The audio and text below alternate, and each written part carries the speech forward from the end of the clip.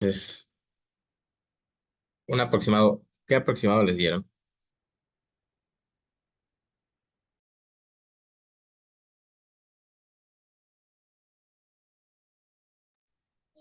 No, no nos dijeron nada. Lo que pasa es que Elisha dijo que cuando él estaba acá había sido en Semana Santa. Bueno, este, no recuerdo, es que el Semana Santa sí cambia un poco, ¿no? Cada año. Pero según yo sí es como veintitantos de marzo. O sea, en mi año también, pues, compartí con Elisha y fueron como veintitantos de marzo, ¿no? Entonces, se supone que como en una semana si hubiese sido como en años anteriores, pero bueno, sean si les dicen de un día para otro, que no creo, pero bueno, esperemos que les avisen con tiempo. De todos modos, síganse preparando, ¿va? Porque puede ser prontito, prontito. Entonces, nosotros, como ya les dije, vamos a ver este tema que es la segunda ley de la termodinámica y vamos a ver cositas un poquito teóricas. Este, lo que llevamos hasta ahora, pues, de cierta manera hemos hablado de la ley cero, ¿no? Porque esa es la más esencial de, como digamos que la que primero se ve. Yo recuerdo que en el concurso de talentos de física, que es donde yo primero inicié, uno de los primeros conceptos de termodinámica que veíamos era ese precisamente de equilibrio térmico, ¿no? Que es el que aborda la ley cero de la termodinámica. Y curiosamente, tomo esto para esta clase porque también se habla del flujo de calor en la ley cero de la termodinámica. Y muchas veces cuando se habla de la ley cero de la termodinámica se menciona, ¿no? Que el calor fluye siempre de un cuerpo caliente hacia otro más frío, ¿no? Eso es lo que se dice. Pero en realidad esta idea está más relacionada precisamente a la segunda ley de la termodinámica. Pero bueno, otra cosa que hemos visto es la primera ley de la termodinámica, que en esencia es la ley de la conservación de la energía aplicada a sistemas termodinámicos. Y bueno, ahora correspondería ver la segunda ley, que tiene varios enunciados que pues son de cierta manera dos de ellos equivalentes. Y luego está pues la tercera ley, que también tiene varios postulados, ¿no? Bien, entonces primero vamos a repasar los postulados de la segunda ley de la termodinámica, que son muy claros y resulta que pues tienen que ver, ¿no? Obviamente, al hablar de la misma ley no pueden ser opuestos. Entonces, el primero de ellos, no sé si ustedes recuerden, ese es el de Clausius. ¿Alguien se sabe los postulados de la segunda ley de la termodinámica? Desde mi punto de vista, a partir de este tema en termodinámica, creo que ya casi no lo abordan en entrenamientos estatales. Personalmente, yo nunca vi nada de esto de la segunda ley de la termodinámica cuando participé antes de la nacional, ¿no? Porque sí es un tema poco abordado, ¿no? Sobre todo porque la mayoría de los exámenes nacionales siempre vienen de todos los temas que hemos estado dando previamente, ¿no? Pero bueno, el enunciado de Clausius dice que no es posible ningún proceso cuyo justamente resultado sea la transferencia de un calor desde un cuerpo hacia otro que se encuentre a mayor temperatura. Justamente lo que les venía diciendo de la primera, perdón, de la ley cero, ¿no? Que en realidad es un enunciado de la segunda ley de la termodinámica, ¿no? Entonces, lo anoto a la par de ustedes para que no se pierdan. Entonces, traten de hacer apuntes siempre y por eso lo voy a anotar a la par de ustedes para que todos vayamos al mismo tiempo, ¿no?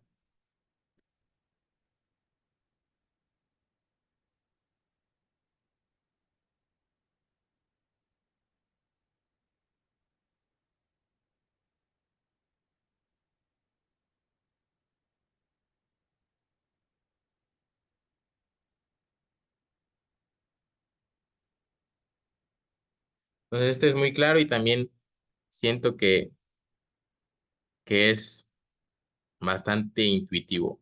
Y por ahí preguntan que si no es probable o no es posible. No es posible. O sea, no, no es posible. No hay probabilidad.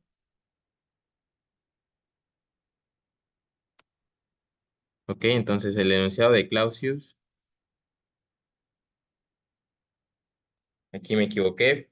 El enunciado de Clausius dice que no es posible ningún proceso cuyo único resultado sea la transferencia de calor de un cuerpo hacia otro que se encuentre a mayor temperatura, ¿no? O sea, en esencia dice que el calor, el flujo de calor tiene una dirección, ¿no?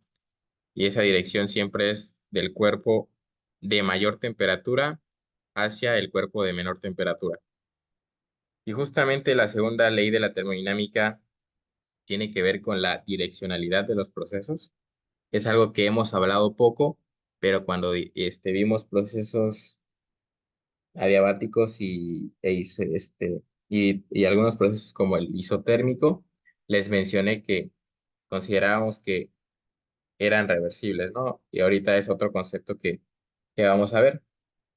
Entonces, este es un primer enunciado que resulta ser equivalente a otro que es conocido como el enunciado de Kelvin Planck.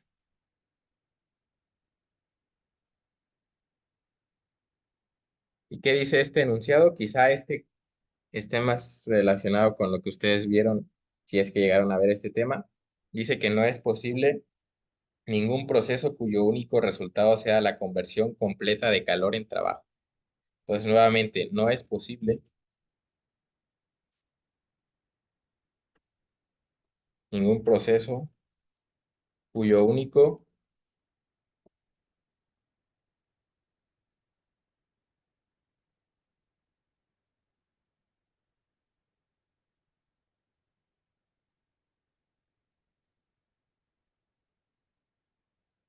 de calor en trabajo.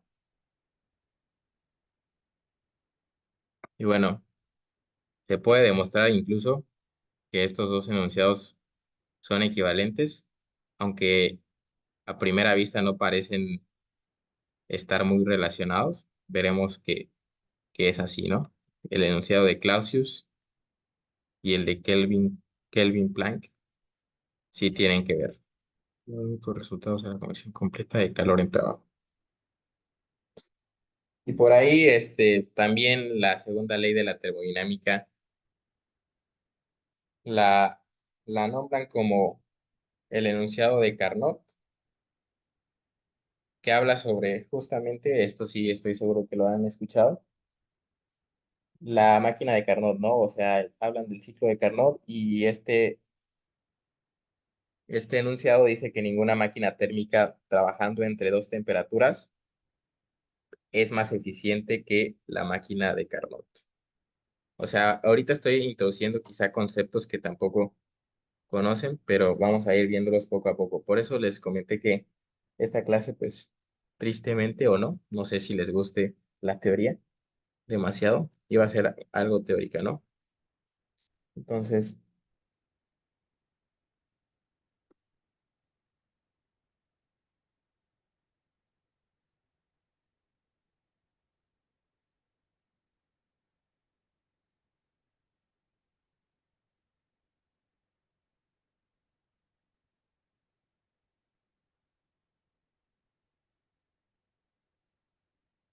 esos tres enunciados son como se llega a ver la segunda ley de la termodinámica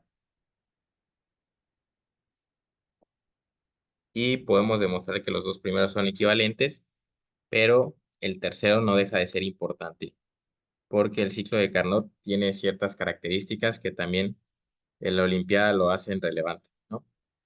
Entonces, bueno, esas son las tres para que más o menos vayan entendiendo esto que es la segunda ley de la termodinámica. Déjenme revisar. Ok, muy bien. Entonces, bueno, primero con esos tres enunciados vamos a partir. Pero para partir de esos tres enunciados también es útil ver otros conceptos como el de reversibilidad. Y para hablar de reversibilidad, me gustaría introducir pues algunos ejemplos. Entonces, reversibilidad tiene mucho sentido con lo que su nombre suena. Habla de las direcciones en las que ocurren los procesos y resulta que no todos los procesos, y de hecho un proceso es irreversible cuando regresa a un estado inicial sin provocar cambios en los alrededores del sistema, y eso significa que es una idealización, ¿no? Entonces, si estoy hablando de un proceso reversible en la vida real, eso no existe porque es una idealización, porque si yo quiero regresar a un estado inicial sin generar cambios en mis alrededores, pues ese proceso tendría que ser forzosamente cuasi estático, ¿no?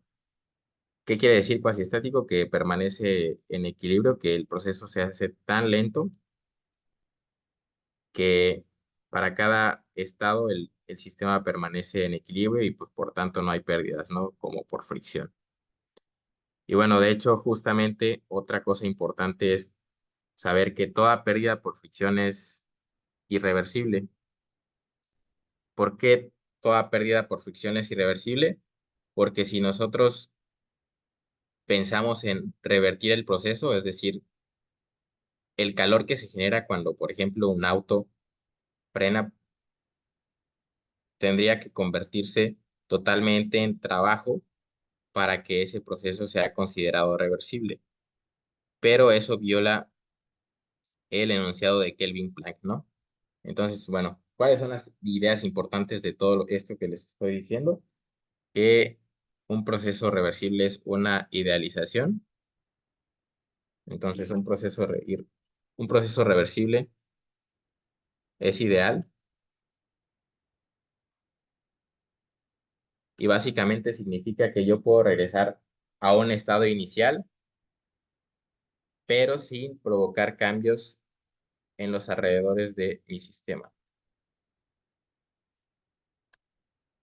¿Sí?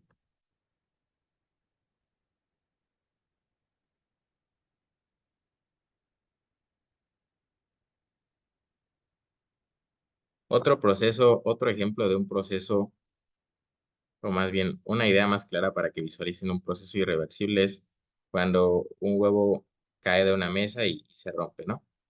Obviamente en la naturaleza no vemos que el huevo, digamos, se regenere y suba, ¿no? A la mesa de regreso. Eso solamente se puede ver cuando editamos un video y hacemos que dé esa apariencia, ¿no? Pero obviamente en la naturaleza yo creo que ninguno de nosotros ha visto eso. Y si alguien de ustedes sí lo ha visto, que lo diga ahora, hable ahora o calle para siempre para cambiar toda la termodinámica.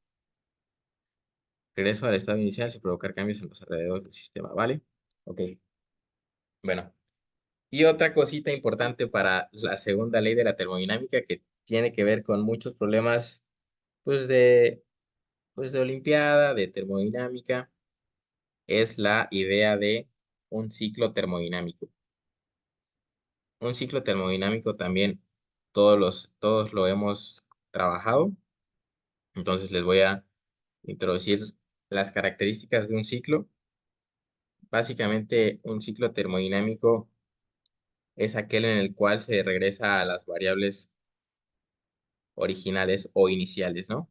Es decir, si yo parto de un punto A, puedo seguir cierta trayectoria, es decir, puedo llevar a cabo ciertos procesos sobre el sistema, pero tengo que cumplir que yo regrese a mi estado original, ¿no? O sea, en este caso, en esta imagen, yo parto del punto A, paso por B y regreso a A, ¿no? Bueno, créditos de esta imagen la agarré de las notas del doctor Eleazar, ¿no? Y esta imagen me gustó también porque aquí justamente resume las características que se cumplen para un ciclo. Entonces, en este caso tenemos un diagrama PV y este ciclo pues es arbitrario, ¿no? Que de hecho no se ve bonito. Se ve, digamos, que con unos procesos que no podemos estimar a simple vista, ¿no? Que no podemos conocer las ecuaciones. Pero bueno, es solo un ejemplo, ¿no? Y lo importante aquí es ver que lo que se cumple para un ciclo es que el cambio en la energía interna es cero, ¿no? Esto por lo mismo que ya hemos visto de que la energía interna es una variable de estado y que solo depende de la temperatura. Y si yo llego a un estado final igual al inicial, pues en principio esas temperaturas son iguales y por tanto delta U es cero, ¿no? Entonces esas son las cosas que se cumplen y en general tanto el calor como el trabajo son distintos de cero, ¿no? En general.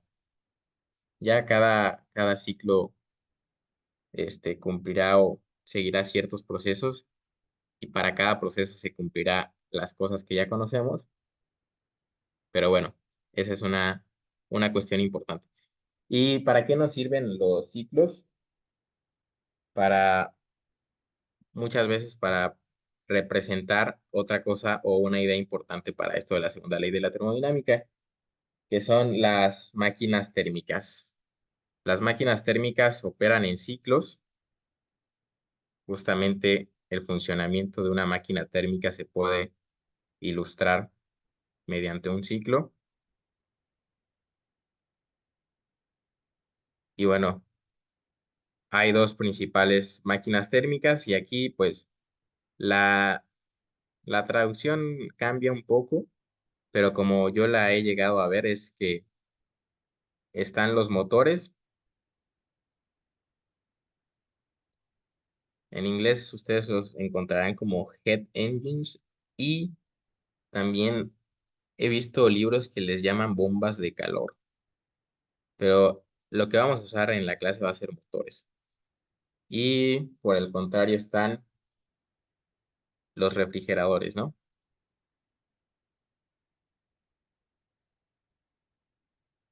Entonces, los motores tienen la característica principal de realizar trabajo, pero ese trabajo es realizado debido a que se le suministra calor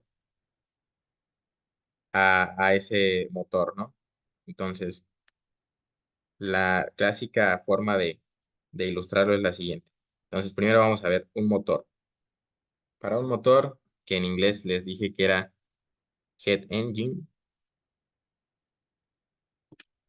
se representa de la siguiente manera, ¿no? Entonces, aquí tengo un reservorio de temperatura mayor y otro de temperatura menor, ¿no? O sea, high y low. Entonces, resulta que el de mayor temperatura le suministra calor QH al motor y este realiza un trabajo W igual a QH menos QL, donde QL es el calor liberado hacia el reservorio de temperatura menor. ¿Sí? Entonces, una idea, más bien, una característica importante a resaltar de los reservorios de temperatura es que su capacidad calorífica para que esto se cumpla, para que un motor funcione, tendría que tender a infinito. Entonces, ¿por qué tendría que tender a infinito? Porque si yo hago tender a infinito las capacidades caloríficas de estas dos, de esa manera yo puedo decir que el cambio en la temperatura también tiende a cero, ¿no? Y bueno, yo necesito que se cumpla eso durante todo el funcionamiento de ese motor para que mis ecuaciones sigan siendo válidas para cualquier instante, ¿no? Para cualquier parte del proceso al que se esté sometiendo ese ciclo, ¿no? O en la que esté ese motor, cualquier proceso en el que esté ese motor. Y lo que me interesa de un motor normalmente es calcular su eficiencia. Entonces, en general, la eficiencia también se llega a ver en energía, cuando ven cosas de energía, en mecánica. Es como energía de salida sobre energía de entrada. Propiamente, perdón, la eficiencia para un motor se define con la letra eta, A veces usan la E también, pero a mí me gusta ETA, ¿no? Entonces, la eficiencia de un ciclo termodinámico se calcula como la razón entre el trabajo generado sobre el calor suministrado, ¿no? Aquí voy a usar siempre esta notación de QH y QL. Recuerden que H es de high, de mayor temperatura, y low es de menor temperatura, ¿vale? Entonces, esa es la notación que voy a ir siguiendo a lo largo de la clase. Y bueno, resulta que esta eficiencia tiene que ser menor que uno, ¿no? En principio. Porque de no ser menor que uno, este,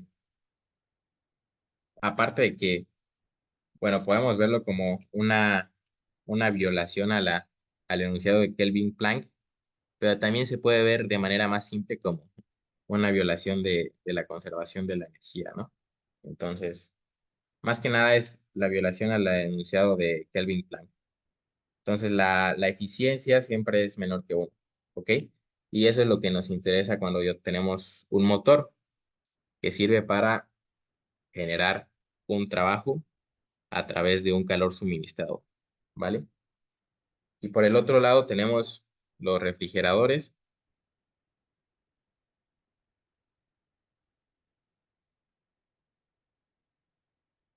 Y bueno, lo que se busca en los refrigeradores es justamente lo opuesto, ¿no? Extraer calor. Entonces, la imagen clásica para representar a un refrigerador es la siguiente.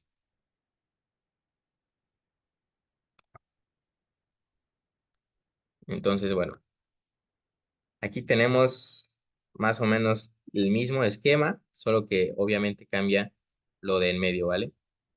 En en el caso del refrigerador, yo entra un cierto calor Q,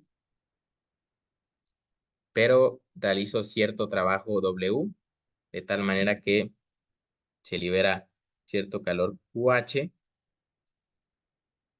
y de esa manera pues se ve que QH es mayor que QL, ¿no? Pero para que QH sea mayor que QL, yo tuve que realizar un trabajo, ¿sí? Entonces, es como lo opuesto a un motor, es decir, aquí yo tengo que realizar un trabajo, ¿no? Para extraer calor tuve que realizar un trabajo. Y aquí lo que interesa es algo que se le llama como coeficiente de rendimiento, que en inglés se denota por COP. Creo que también le ponen K a esta. Otras fuentes usan la letra K del coeficiente de rendimiento, que viene del inglés, ¿no? Entonces, este es el coeficiente. Ajá, también kappa. Sí, sí, sí.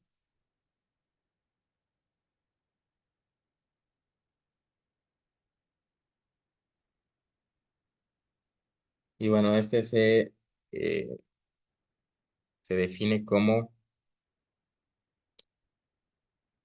QL entre el trabajo realizado, ¿no? O sea, el calor de entrada sobre el trabajo que se realiza para liberar cierto calor QH.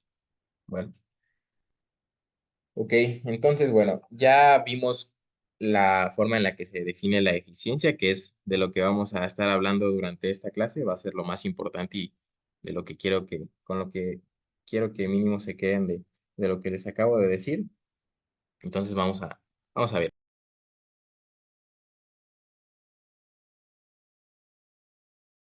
Vamos a hablar de un ciclo muy importante para la segunda ley de la termodinámica, que es el ciclo de Carnot.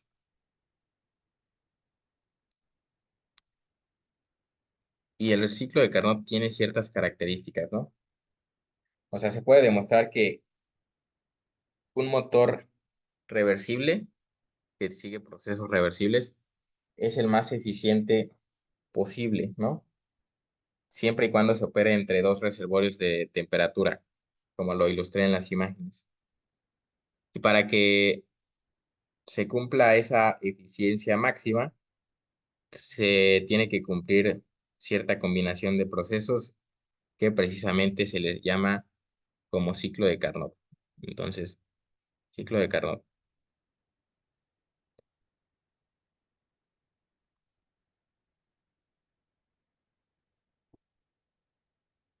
es un par de procesos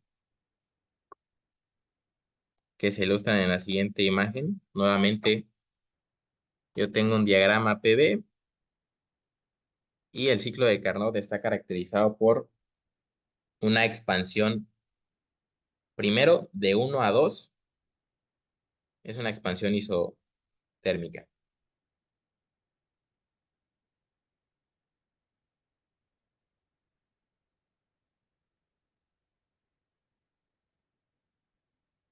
Luego de 2 a 3 yo tengo una expansión adiabática.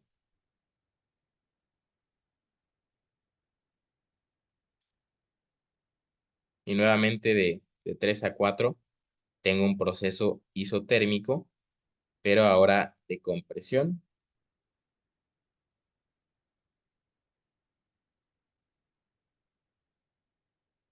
Y finalmente de 4 a 1 una compresión, perdón, adiabática. ¿Vale? Entonces, la pregunta que yo tengo es, ¿cómo puedo calcular o determinar cuál es la eficiencia de un ciclo de Carnot si yo conozco que la temperatura de los reservorios es TH y TL, ¿no? O sea, donde TH es mayor que TL. Entonces, aparte sé que TH es mayor que TL, ¿no? Obviamente yo puedo partir de mi definición de eficiencia, que me dice que la eficiencia es esto de aquí, pero yo sé que el trabajo va a ser igual a el calor suministrado por el reservorio de mayor temperatura menos el calor liberado entre nuevamente QH, ¿no? Lo cual es 1 menos QL sobre QH. Entonces, ¿qué no conozco de aquí? QL sobre QH. Noten que es fácil de ver en este caso cuál es QL y cuál es QH porque tanto 2 a 3 como 4 a 1 son procesos adiabáticos, ¿no? Por lo cual no hay flujo de calor. No puedo hablar de una entrada o salida de esta cantidad, pero sí las hay en el proceso de 1 a 2 y de 3 a 4, ¿no? En el proceso de 1 a 2 entra, entra calor y de 3 a 4 sale. ¿Qué es lo que necesito para calcular QL y QH? Pues todo lo que ya he visto antes, ¿no? De todo lo que ya sé de la primera ley.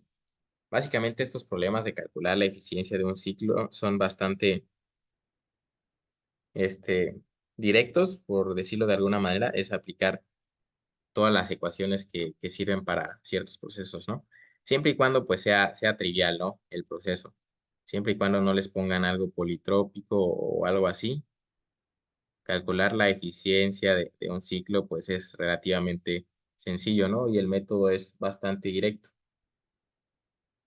Porque, por ejemplo, si les ponen a calcular la eficiencia de un ciclo que forma un corazón en un diagrama PV, pues chistoso, ¿no? ¿Por qué no sería trivial? Porque, eh, bueno, el trabajo sí es, según yo, bueno, no, para un corazón no, pero eh, para otra figura como un círculo o una elipse en un diagrama PV, ya estoy desviándome mucho, pero esto está, creo que interesante. Entonces, bueno, imagínense que yo tengo un proceso circular. Si no lo ven, créanme que el trabajo va a ser el área, ¿no? De encerrada por el ciclo. Bueno, salvo consideraciones que habrá que tomar en cuenta para determinar este, Bueno, para terminar el signo, pero bueno, eso no nos interesa, de hecho. Depende de la dirección a la que vaya el proceso. Pero bueno, lo difícil aquí sería determinar cuál es el calor que sale y cuál es el que entra. Sí, sí ven por qué. Porque en un proceso, llamémosle trivial, o sea, en uno de los cuatro procesos más fáciles que hemos visto, ya sea diabático, isotérmico, isobárico o isocórico, pues tenemos las ecuaciones que cumplen eh, cada uno de ellos, ¿no? Y podemos calcular el trabajo, perdón, el calor usando la primera ley de la termodinámica y fácil ver si es positivo, o sea, si entra, o si es negativo, que quiere decir que sale del sistema, ¿no? Pero para este caso, una figura así media loca, tenemos que ver en qué puntos cambia eso, ¿no? De que el calor entra o sale. Y eso no es tan fácil de deducir analíticamente, creo, porque, bueno, cuando hay un cambio entre el calor que entra y sale, ese punto tiene que ser tangente a una curva adiabática, ¿no? Para esa temperatura. Entonces, bueno, esa, esa forma de obtener cuál es el calor QH y QL no sería sencilla, ¿sí? No sé si me estoy dando a entender. Sí. Va que va. Pero bueno, este no es el caso para nuestra primera aproximación a los ciclos termodinámicos, sino que ahorita tenemos algo que conocemos, ¿no? Entonces, bueno, regresando al caso de el ciclo de Carnot, que es una combinación de dos isotermas y dos procesos adiabáticos, trabajemos proceso a proceso. Siempre que tengan un ciclo, traten de ser ordenados, porque es muy fácil perder el hilo, digamos, y también equivocarse con signos y también cometer errores del estilo, ¿no? Entonces, vamos a ir proceso a proceso. Entonces, el proceso uno a 2 yo sé que es adiabático, perdón, isotérmico, entonces el proceso uno a 2 es isotérmico, ¿no? Lo cual cumple que el cambio en la energía interna es cero y también cumple que el calor de uno a 2 que precisamente es QH, va a ser igual a menos el trabajo de uno a 2. Y ese trabajo yo ya sé calcularlo porque es un trabajo para un proceso isotérmico, ¿no? Entonces QH simplemente sería nRT, donde N es el número de moles, y T, ¿cuál sería la temperatura? Pues TH, por el logaritmo natural de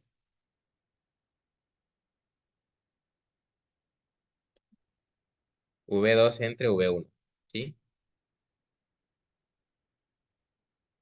¿Ok? ¿O estoy mal? ¿Puedo checar arriba cuál era la ecuación? No estoy seguro si era un signo menos para el trabajo isotérmico.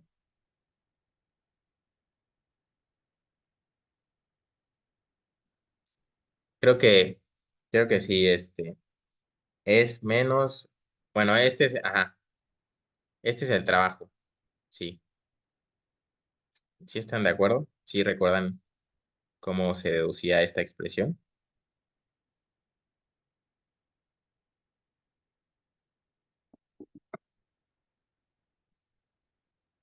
¿Sí recordamos? ¿No?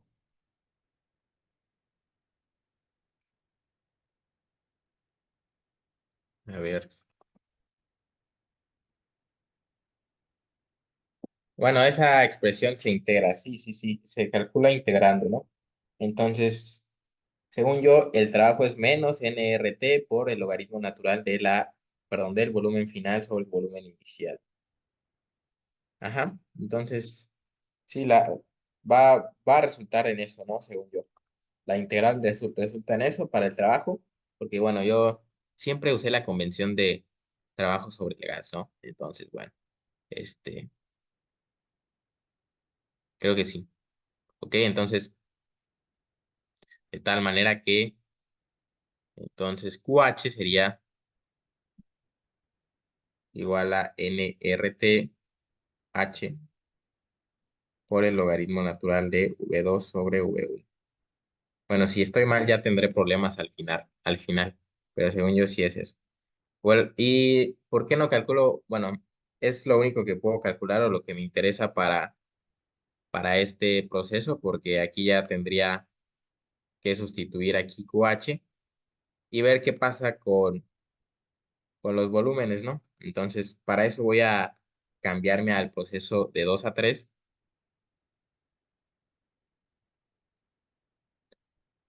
y ese proceso ahora sí es adiabático. Entonces,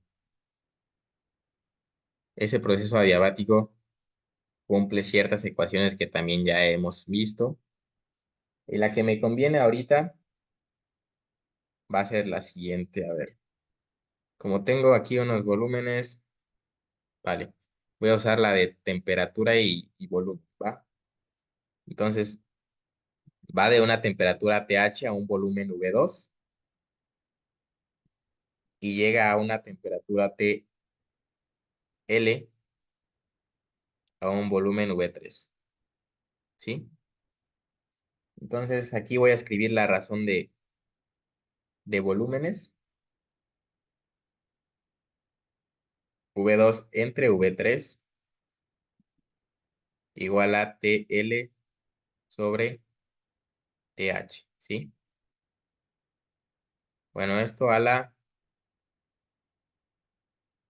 1 sobre gamma menos 1, ¿vale?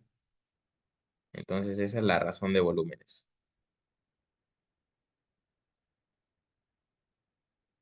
Va, ok. Ese es lo que me sirve para calcular del proceso 2 a 3, ¿no? Es la información que me va a servir. Pasando luego a la siguiente isoterma del proceso 3 a 4, igual se cumple que la energía interna, el cambio en la energía interna es cero, de tal manera que el trabajo, perdón, el calor va a ser mi famosa QL y va a ser igual al negativo del trabajo de 3 a 4, ¿sí? ¿Y cuál es ese trabajo de 3 a 4? Menos NRTL por el logaritmo natural de B4 sobre B3. Entonces, QL es igual a NRT por B4 sobre V3. Ok. Y finalmente, voy a usar cuatro ecuaciones. Me falta el último proceso, que es otro proceso adiabático, una compresión, que es el proceso de 4 a 1.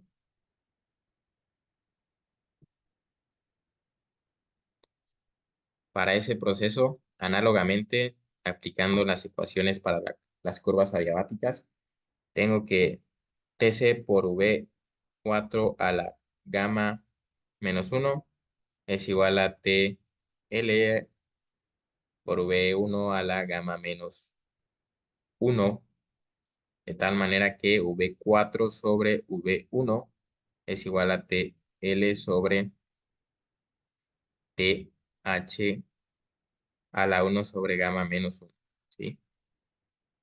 Ok, entonces esta sería la ecuación 5. V4 sobre V3, va. Ok, entonces, ¿qué puedo hacer? Vamos a ver. TL, aquí me equivoqué. En el proceso adiabático era partiendo de TL a TC. Como estoy en el estado 4, aquí es TL, porque es la temperatura menor, a y no sé por qué le puse C a TH, ¿sí? Y por lo tanto, ¿qué me cambia eso? Que esto va a estar al revés. Entonces, V4 sobre V1 es TH sobre TL, ¿ok? Ahora, voy a fijarme en las ecuaciones 5 y 3, 5 y 3, porque esas contienen a los volúmenes en función de la temperatura. Recuerden que yo les dije que conozco las temperaturas únicamente, ¿no? Entonces, para sustituir aquí, tendría que analizar estas expresiones de acá, ¿sí? Entonces, vamos a ver. Déjenme ver, 2 a 3, adiabático. Ok, vale. ¿Qué puedo hacer? Pues resulta que V1 sobre V4 va a ser igual a V2 sobre V3, ¿sí? O sea que V4 sobre V3 es igual a V1 sobre V2, ¿sí? Entonces, la eficiencia del ciclo quedaría de la siguiente manera. Entonces, eta era igual a 1 menos QL sobre QH, QL sobre QH, ¿no? Entonces, QL es esta expresión que yo tengo abajo, NRTL QL sobre QH igual a 1 menos NRTL por V4 sobre V3 entre QH, ¿no? Que es NRTH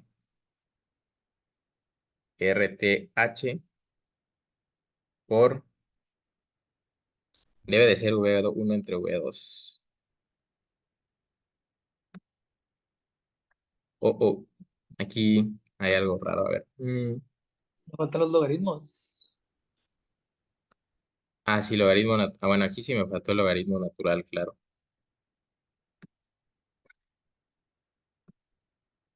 Desde aquí, de hecho. Ajá.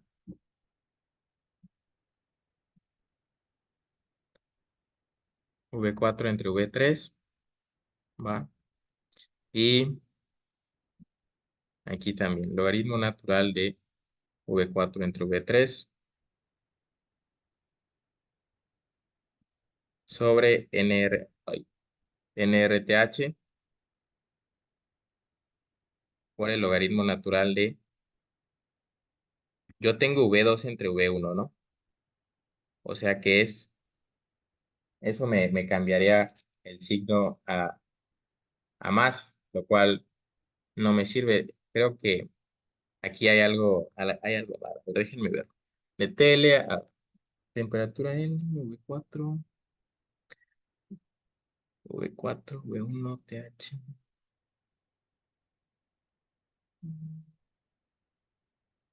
Entonces V2 entre V3, TH,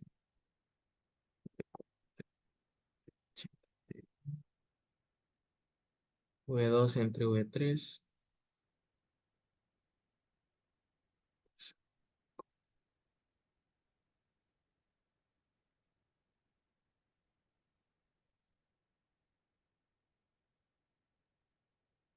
V1 sobre V4, V1 sobre...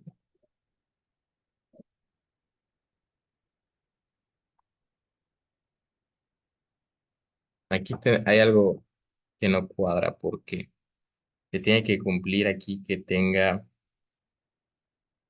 mm, a ver, las expresiones para el calor.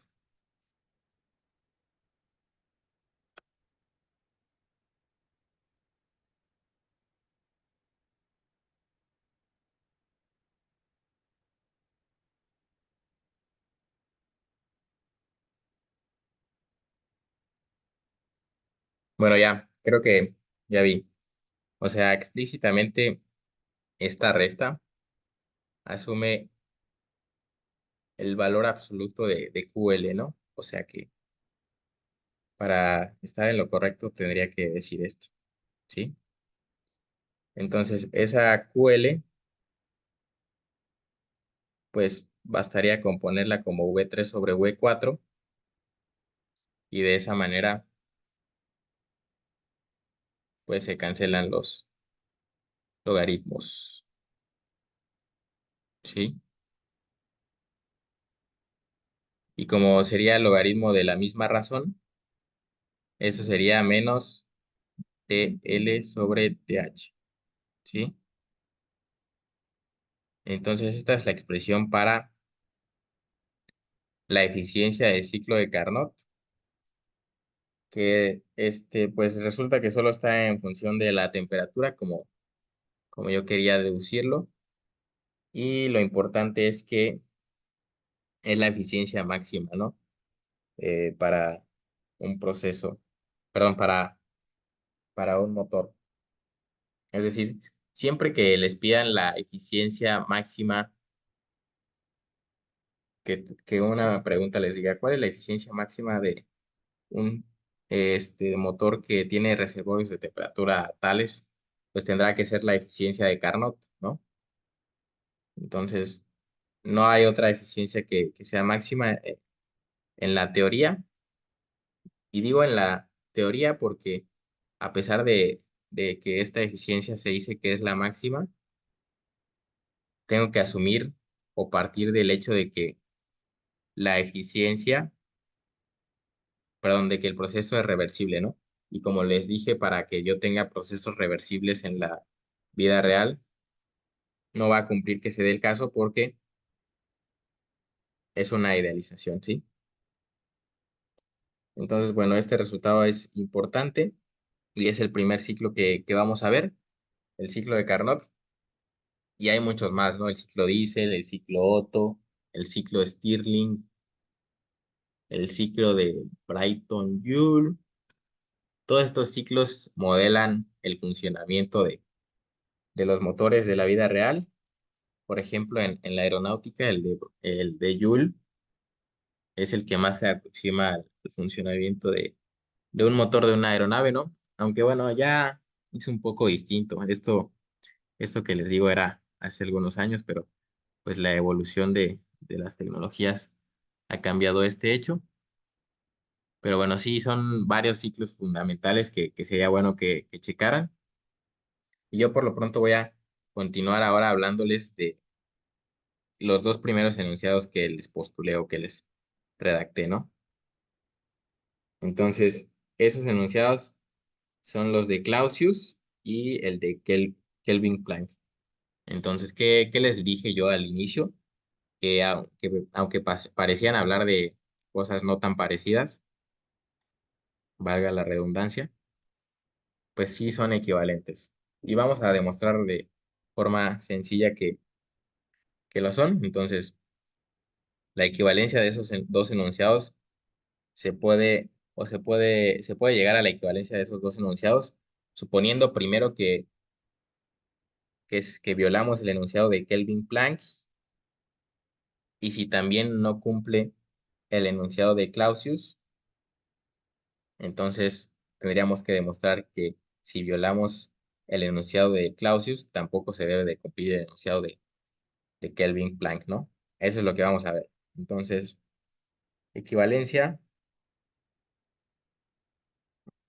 de los enunciados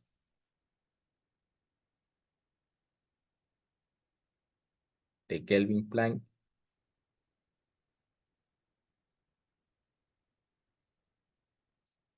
y Clausius. Vale. Voy a partir justamente, como les dije, de que un sistema tiene un elemento que viola el enunciado de Kelvin Planck. ¿Cuál era el enunciado de Kelvin Planck?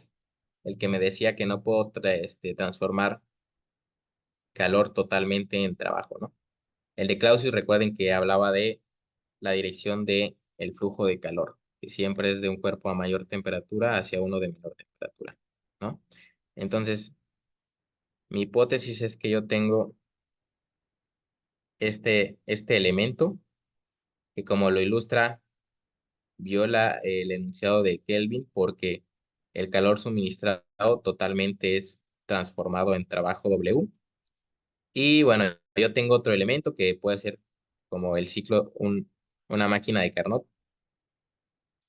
Puede ser una máquina de Carnot, ¿no? O de hecho cualquier motor eh, que funciona como lo ilustra la imagen, ¿no? Entonces, ¿qué es lo que se cumple para el primer elemento que estoy suponiendo que existe? QH' es igual a W, ¿no? Entonces esa es mi primera ecuación. Y para el segundo elemento también se puede ver que QH va a ser igual a QL más W, ¿sí? Es un refrigerador. Ahora, estas son las dos ecuaciones de las que voy a partir. Entonces, combinando estas dos ecuaciones, aquí no se ve.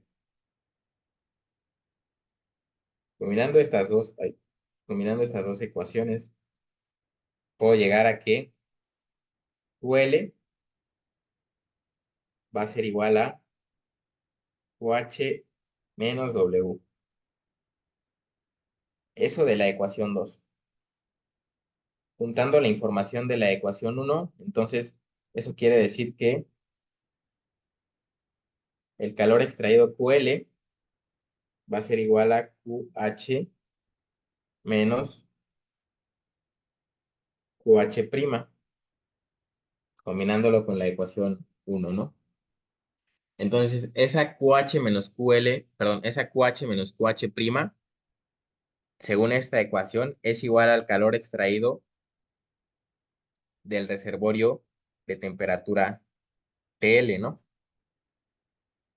Lo cual significa que se transfiere un calor QL del reservorio TL a TH. Y eso viola el enunciado de Clausius por lo que dice, ¿no? Que no puede fluir de un cuerpo de temperatura menor a uno de temperatura mayor. Y por lo tanto, el elemento que yo puse aquí, que supuse que existe, en realidad no puede ser, no puede existir sin contradecir al otro enunciado, ¿no? Entonces, ¿qué nos queda ahora? Nos queda ahora proceder al revés. Yo aquí partí de una violación al enunciado de Kelvin para constatar de que tampoco se cumplía el enunciado de Clausius. Ahora voy a partir de que se viola el enunciado de Clausius y entonces tengo que demostrar que el enunciado de Kelvin tampoco se debe de cumplir. ¿Qué es lo que voy a hacer ahora? Suponer que tengo este otro elemento donde claramente viola el enunciado de Clausius. Se aprecia gráficamente.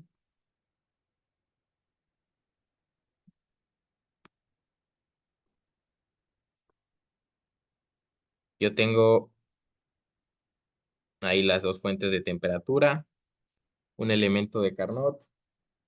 Y bueno, aquí ese trabajo W sería igual a QH menos QL, ¿no?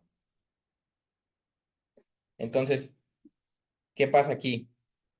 Yo violo el enunciado parto de que el hecho de que estoy violando el enunciado de Clausius, que dice que no es posible construir un proceso cuyo único resultado sea la transferencia de calor de un cuerpo hacia otro a mayor temperatura.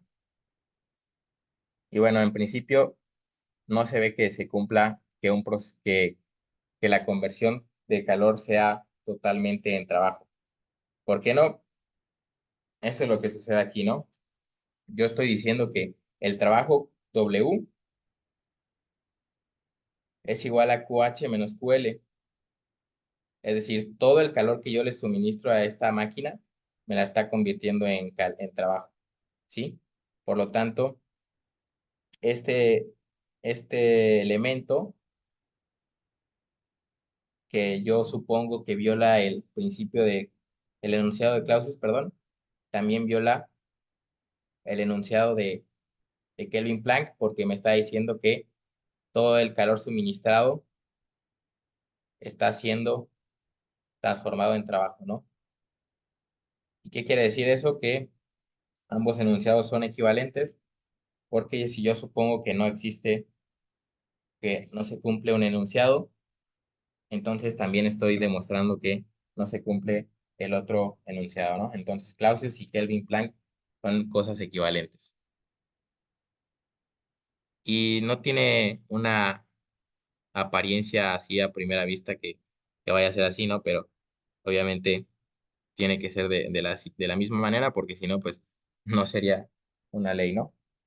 Bien, ya vimos el ciclo de Carnot y les hablé de otros nombres de otros ciclos que también son pues relativamente importantes, principales, los cuales son el de Otto, el de Diesel, el de Stirling.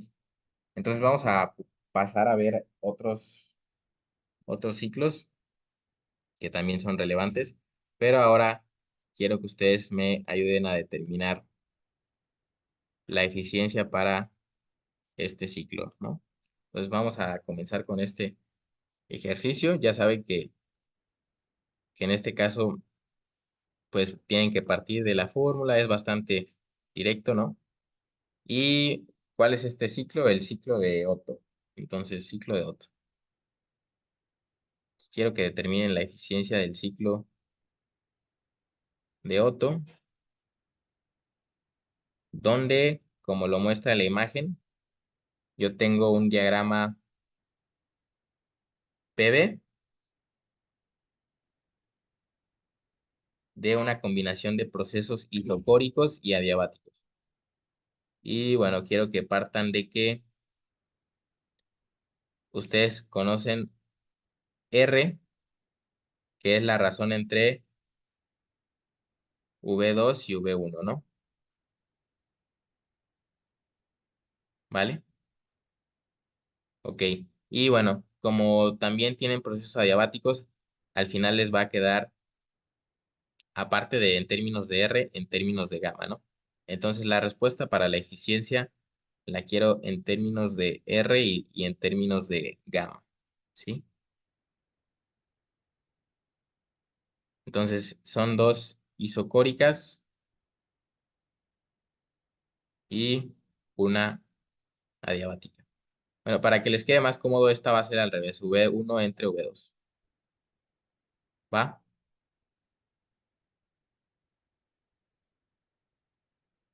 Entonces calculen la eficiencia para ese ciclo. Parte de 1, luego va a 2, 3, 4 y regresa, ¿no? Recuerden que isocórico es lo mismo que isovolumétrico, o sea, a volumen constante, ¿sí?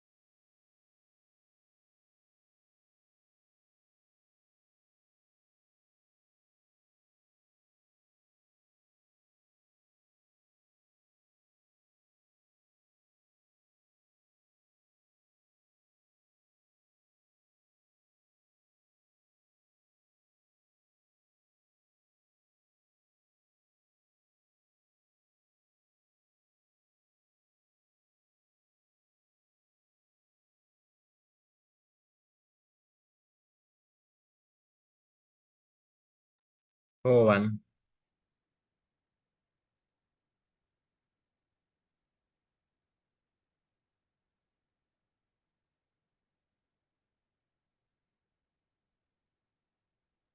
Más o menos va.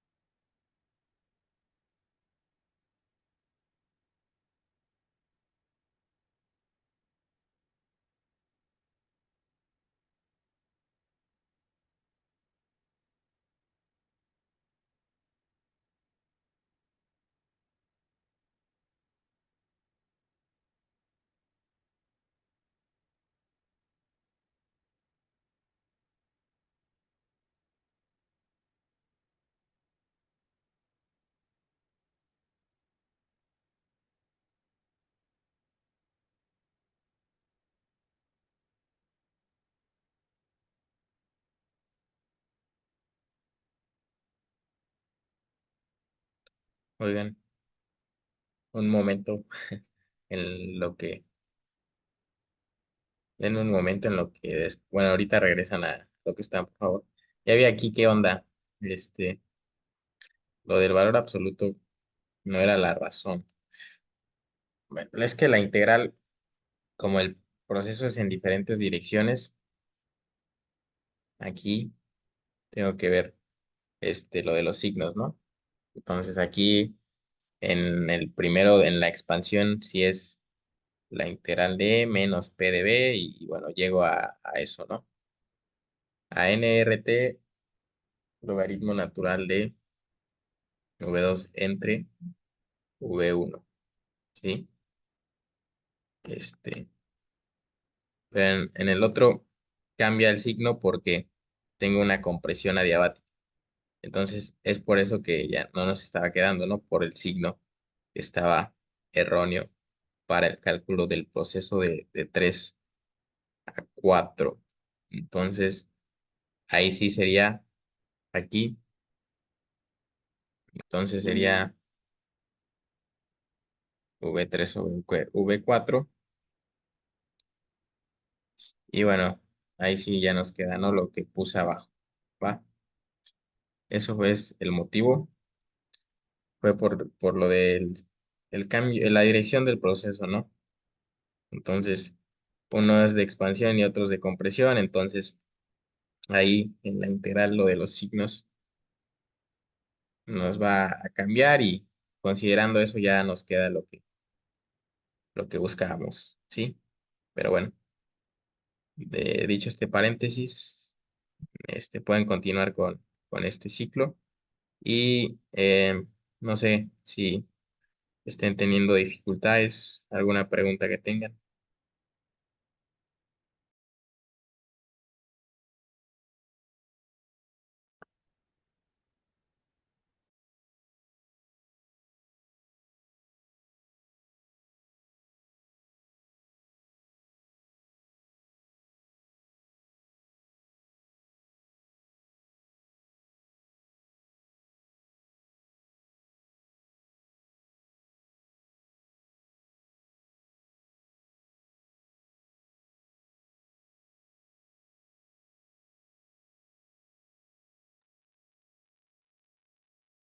Jesús dice que de repente tenía muchas ecuaciones. Pues sí es algebrita, pero puede haber quizá caminos más cortos o más largos. No sé, pienso que en función de qué ecuación partas es lo que va a definir si tu camino va a ser largo o corto, porque puedes partir de una ecuación que se te va a reducir a otra que también es conocida, pero quizá no la tengas en mente para calcular calor, por ejemplo, no sé, y, y, y eso reduce quizá tiempo y esfuerzo, pero ya tienes la respuesta o algo cercano de la eficiencia. Vale, ok, ok. Entonces, ¿alguien ya obtuvo algo?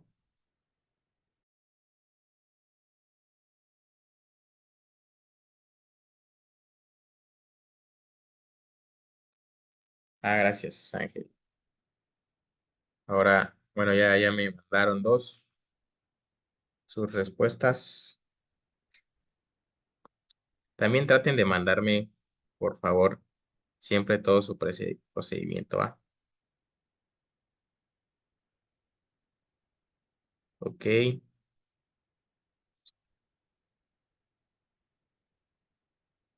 perfecto. Muy bien.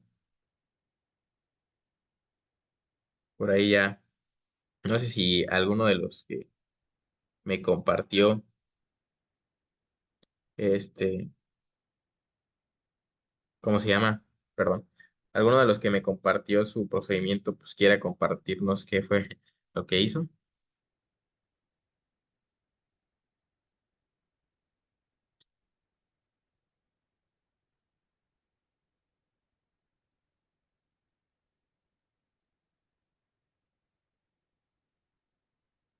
Es bastante directito. Uno menos.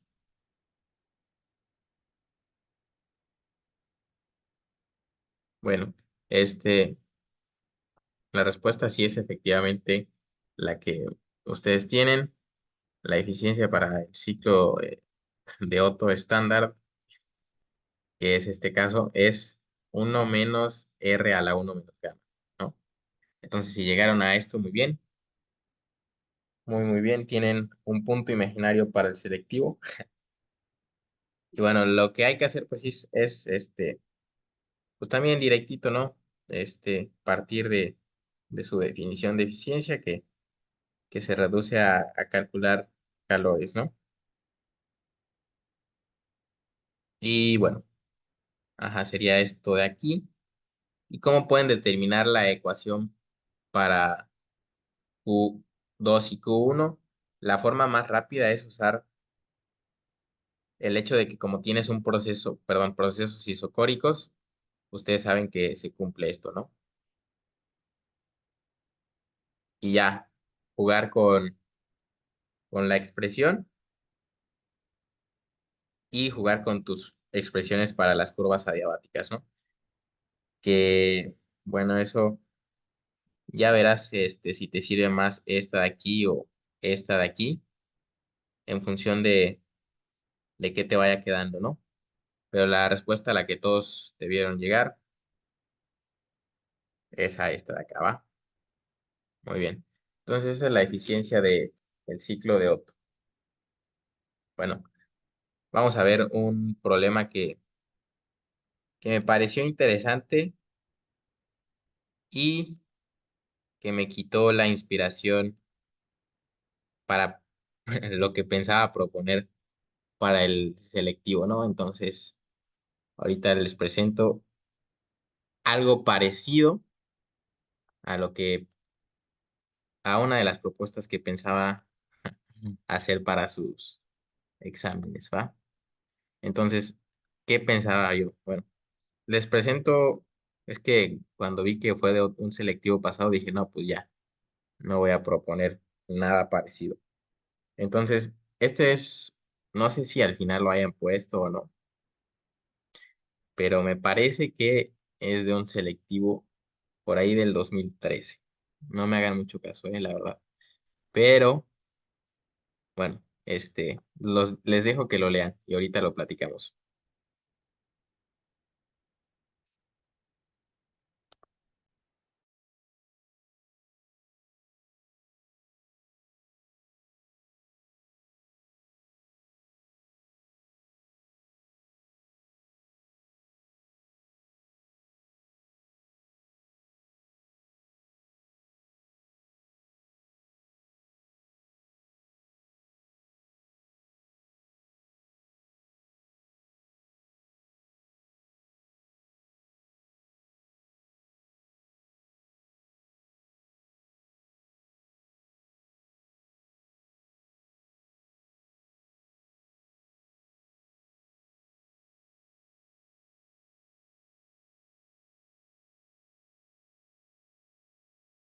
¿Listo? Bueno, lo que aquí tienen es algo un poquito diferente a un problema clásico como el anterior o el de cualquier otro ciclo, porque en primer lugar aquí tenemos un diagrama, en este caso VT, o sea, de volumen contra temperatura. Mm, y además de eso les da un proceso que no es, bueno, un proceso iso, perdón, isocórico, un proceso que es una recta, una recta, pero en el diagrama VT, y un proceso que es una parábola en el diagrama VT también. Mm, entonces, este, bueno, una diagrama en el, una parábola en el diagrama TV, de hecho, pero bueno, y te pide calcular el trabajo hecho por el gas durante el ciclo y también te pide la eficiencia del ciclo, ¿no? Ok. Bueno, bueno, este es el problema, ¿no? Tal cual. Entonces, vamos a ver. Es un gas monoatómico, pero tengo un diagrama VT.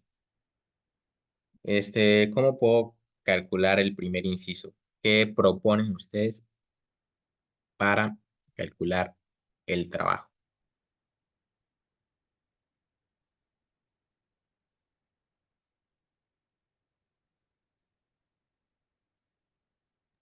No habrá una manera de pasar ese diagrama a un diagrama PV y ver si pues aparece una figura conocida para sacarle el área. Excelente. ¿Cómo te llamas? Luis Ángel, Muy bien, Luis Ángel. Sí, esa es una gran idea, ¿no? ¿Por qué es una buena idea? Porque como dijo él, si tenemos una figura parecida, perdón, una figura sencilla, ya sea que podemos en el diagrama PV obtener las ecuaciones para poder integrar, o incluso se nos puede reducir a calcular una área de una figura geométrica básica, ¿no? Ahora, bueno, el cómo van a transformar eso a un diagrama PV, se los dejo a ustedes, pero esa es la idea que propuso uno de sus compañeros. Si tienen otro camino también lo pueden intentar, pero adelante. Partiendo de esa primera idea, avancen, por favor. Si tienen alguna duda, me dicen.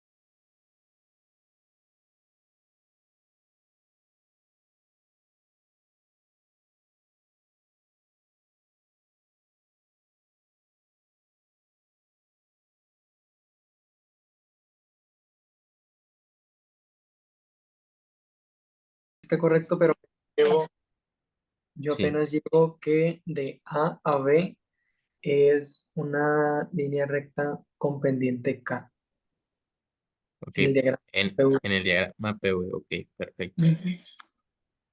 Entonces, bueno, ¿cómo fue que hiciste esa transformación?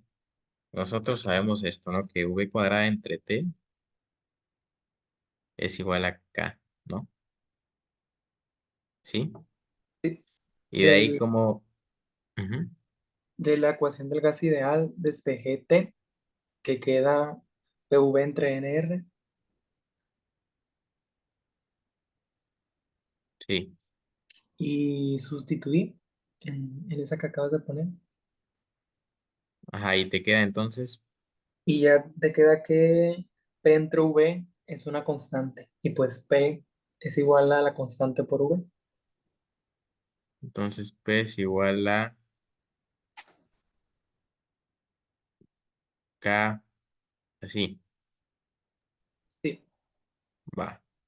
Ok, entonces eso es para el primer proceso de A a B, ¿no?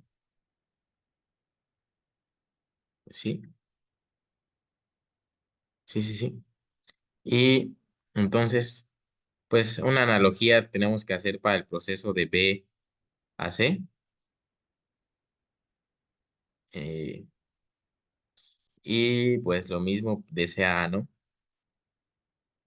Bueno, o sea, en realidad de B a C se ve que es isocórico, ¿no? Entonces ya sabemos qué ecuación cumple, ¿sí? Entonces, ¿cómo les quedan para de B a C las ecuaciones y de C a A? Isocórico. Bueno, obviamente para de B a C es una línea vertical en el diagrama PV. Entonces lo voy a ir dibujando. El diagrama PV sería de esta manera. Y yo parto de un estado a un volumen V1 y estoy en A. Entonces, esta sería esta recta que va hasta un volumen V2, ¿sí? Aumenta V2 y después, como paso de B a C, hay una reducción de temperatura, que es un proceso isocórico, que es una línea vertical hacia abajo, ¿no? Entonces, este sería mi estado A, este sería mi estado B. ¿Están de acuerdo que bajaría la recta, o sea, en el proceso seguiría hacia abajo? Y bueno, antes voy a anotar que el proceso de CAA en el diagrama VT cumple la ecuación V es igual a K por T, ¿sí? Eso significa que, ¿qué forma es en el diagrama PV? De presión constante, ¿no? O sea, isobárico. ¿Están de acuerdo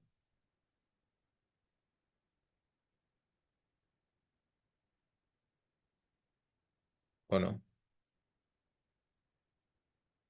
lo puedes volver a repetir. ¿Por qué? Es que sí me dio lo mismo, pero con otra cosa. A ver, ¿qué otra Porque cosa? dijiste, no escuché bien. A lo Ah, mejor no, pero ¿por qué ok. dijiste? Es isobárico. Bueno, ya de aquí se ve, creo que esta es la ecuación de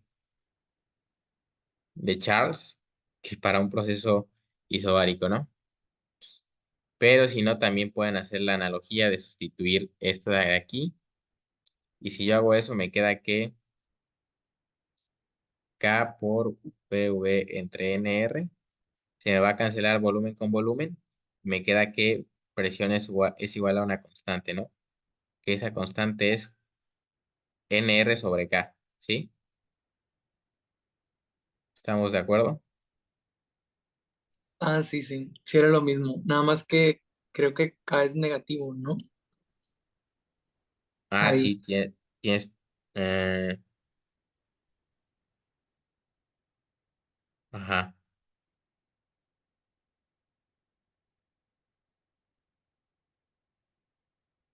es que, ok, bueno, lo que va a suceder aquí es que, bueno, como yo regreso a mi estado, aquí T1 en el diagrama PV se vería un triangulito aquí así, rectángulo bonito, y así, ¿no? Eso es lo que se vería, ¿sí? Pero no puede ser K negativa porque si no sería presión negativa. Entonces, eh, a ver, lo im- creo que de momento, ¿qué nos interesa? Calcular las presiones, ¿no? Ahorita les comento por qué, pero bueno, ¿están de acuerdo todos con lo que nos dio el diagrama PV? Un triángulo, ¿no? Sí. Y bueno, ¿cuál es el detalle aquí? El inciso A es, creo que sencillo porque para calcular el trabajo hecho por el gas, tendría que calcular simplemente un área, como el, y bueno, aquí tienen que tener cuidado, pero se los comento así. Ustedes pueden notar que el trabajo realizado va a ser esta área de aquí, el área encerrada, o sea, el trabajo hecho por el gas es el área encerrada, así, tal cual, con el signo positivo, porque el proceso es en el sentido de las manecillas del reloj, ¿sí? Entonces, como me pide el trabajo hecho por el gas, pues se reduce a un cálculo de un área. Entonces, aquí va a haber una presión P2, aquí va a haber una presión P1 y el trabajo hecho por el gas sería un medio de P2 menos P1 por V2 menos V1. ¿Sí? ¿Están de acuerdo?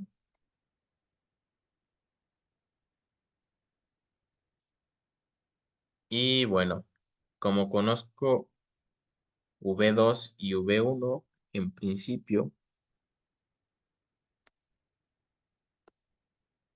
y también conozco T1 y T2, pues tengo que cambiar eso de ahí, ¿no?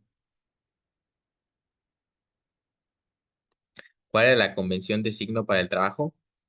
Cuando hablamos de el trabajo hecho por el gas, en tu integral, pues no usas tu signo negativo, ¿no? Sino que simplemente integras, sin el signo, las ecuaciones que tengas. Pero cuando tú tienes un ciclo, la forma en la que lo puedes ver es que si el proceso es en el sentido de las manecillas del reloj, el trabajo hecho por el gas simplemente va a ser el área encerrada por las curvas que definen tu ciclo, ¿sí? Entonces,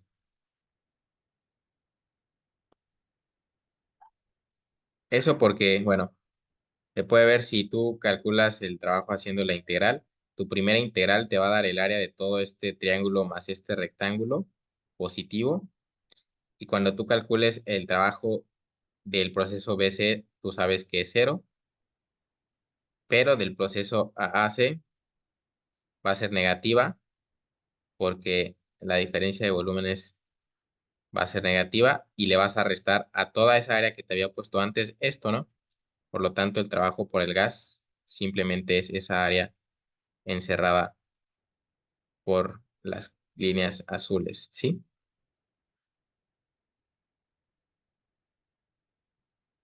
Va. Y bueno, aquí solo tendríamos que ver. P2, ¿quién es? Que nuevamente creo que puedo recurrir a la ecuación de estado. Y V2, ¿quién es, no? Entonces esta sería nRT2 sobre V2 y esta sería nRT1 sobre V1. ¿Ok? Y bueno, ¿qué sucede? Te da el número de moles N, R es otra constante universal, así que creo que la expresión simplemente sería así, ¿no? Un medio de NR por T2 sobre V2 menos T1 sobre V1 por esto de aquí, ¿no? Pues no quedó chida, no sé si se simplifique, quede algo mejor, pero bueno, creo que en principio esa sería la respuesta no simplificada, ¿no? De este primer inciso, ¿sí? ¿Están de acuerdo? Creo que si restas las fracciones, te queda como un múltiplo abajo, B2 entre V1. Se cancela con el otro. Ah, no, el otro es una resta, pero no, no olvídalo. No queda, ¿verdad? No, no. Ok. Bueno, así lo vamos a dejar. Este, no sé si daba valores numéricos, pero bueno, hubiera sido una buena extensión de este inciso, o bueno, del problema, dar ¿cómo se llama? Valores numéricos. Y, y bueno, vamos con el inciso B. El inciso B, ¿qué pasa? Nos pide la eficiencia del ciclo. Ok. Entonces, el inciso B dice que calcule la eficiencia del ciclo en términos de T1, T2, V1 y V2. Mm, ok. Entonces, habíamos visto que la eficiencia va a ser este trabajo que acabo de calcular entre el calor que entra, ¿no? Ok, a ver, pero ¿cómo vamos a poder determinar ese calor QH? Bueno, la parte de arriba de W, pues ya la tenemos aquí. Y la parte QH es la que tenemos que determinar. ¿Qué se les ocurre hacer?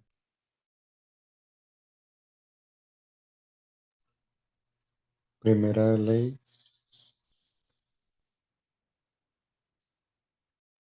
Sí, ¿no? A ver, podríamos partir de la primera ley y ver qué valores son este, de calores.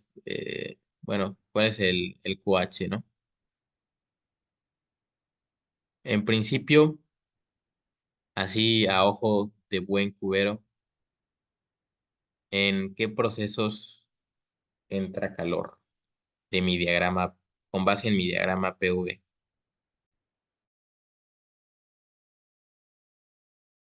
En el AB, ¿En el AB? ¿Solamente en ese? Mm,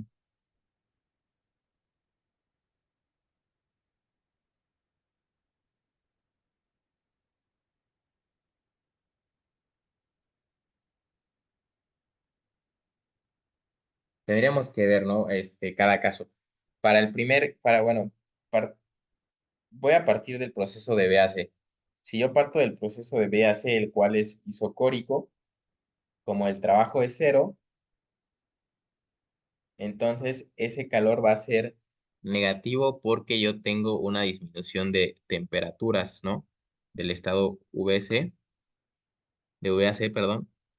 Yo tuve una, perdón, de BAC, yo tuve una disminución de temperaturas y como el trabajo es cero, entonces el calor es negativo, ¿sí? Porque también disminuyó la energía interna. Entonces ese calor va a salir, ¿no? Ok. Luego en el proceso de C a A, ¿qué tengo? ¿Qué sucede? Como tengo un proceso isobárico, igual puedo calcular Q viendo que va a depender de la diferencia de temperaturas. Entonces, como también es una disminución de temperaturas, el calor va a salir, ¿no? Y finalmente tengo el proceso de A, bueno, en realidad es el primero, ¿no? Pero en el proceso de A a B, ¿qué es lo que sucede? Tengo un proceso que es una línea recta, ¿no? Y en, en, en términos de, bueno, me quedo en términos de una constante K, ¿no? Entonces, según esto, nuestra ecuación para ese proceso es igual a P igual a K por V, ¿sí? Ahora, este, ¿cómo podemos determinar el calor para ese proceso? Pues igual, como ya conocemos el trabajo que le corresponde a ese proceso, podemos usar la primera ley de la termodinámica y determinar el calor, ¿no? ¿Sí? ¿Es correcto mi, mi idea?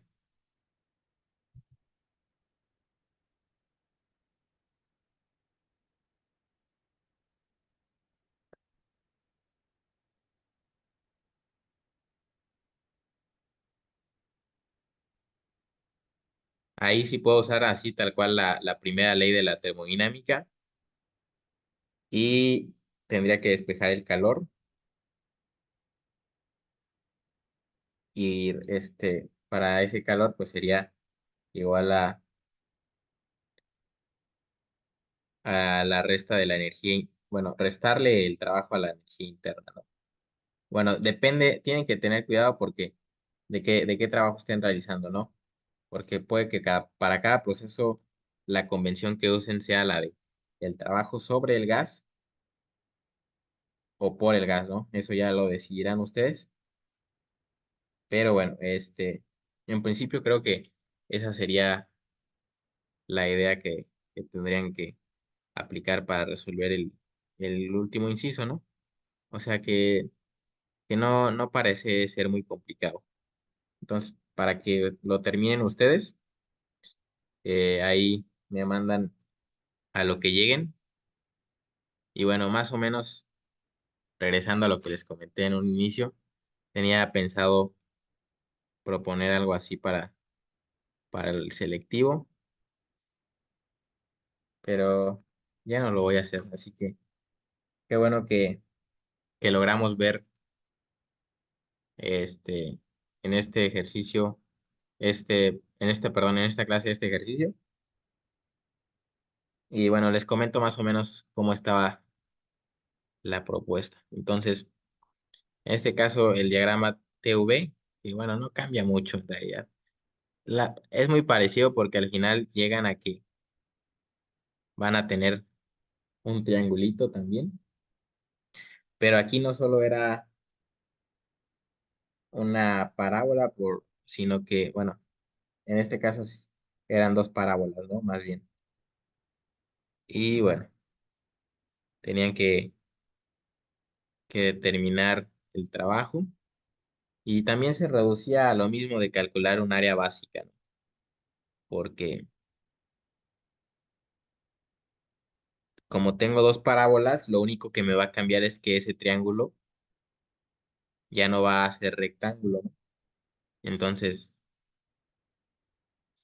simplemente eso es lo que cambiaba para este ejercicio, aunque bueno, matemáticamente trae más rollo, trae más rollo. ¿A qué me refiero? Ahorita se los pongo, ¿no? Entonces, Bueno, no, esta es una recta, la puntiaguda, y las otras dos son ecuaciones que satisfacen eh, cierta relación, ¿no? ¿Cuál es esa relación? Para la ecuación del proceso de 3 a 1, la temperatura va a ser igual a T1, donde T1 es esta temperatura máxima de aquí. Bueno, aquí ya no lo hice a escala, pero esto es 3/4 de T1. Y bueno, aquí es T1 por V cuadrada, donde V cuadrada por beta cuadrada, donde beta es una constante. Y el proceso de 1 a 2. Este problema, este, no lo iba a modificar porque está inspirado en otro problema también, pero más o menos el original es el siguiente, ¿no? Y la otra ecuación también es esta relación. Se los estoy poniendo por si quieren practicarlo, ¿no? Y bueno, la extensión del problema quizá podría ser también calcular una eficiencia, pero bueno, creo que serían necesarios más datos de los que les estoy poniendo, ¿no? Y ya. Eh, entonces, a partir de esto, determinar el trabajo hecho por el gas por un gas, por un mol de un gas, ¿no? Un mol de un gas, el trabajo hecho por el gas en este proceso, ¿no? Y no es muy complicado porque, bueno, en la idea ya no deberían tener complicaciones. No sé, pero bueno, es muy parecido a este, ¿no? Si se podrán dar cuenta o si lo intentan, ustedes podrán constatar que sí. Pero bueno, solo quería comentarles que ya no va a ser eso, así que no esperen que les ponga esto, obviamente. Y bueno, por el día de hoy sería todo. Espero verlos pronto, aunque lo veo complicado por el tema de mi internet. O sea, el hecho de que tengamos clase el fin de semana es más por el hecho de que vengo a mi pueblo y aquí sí tengo internet que por el hecho de que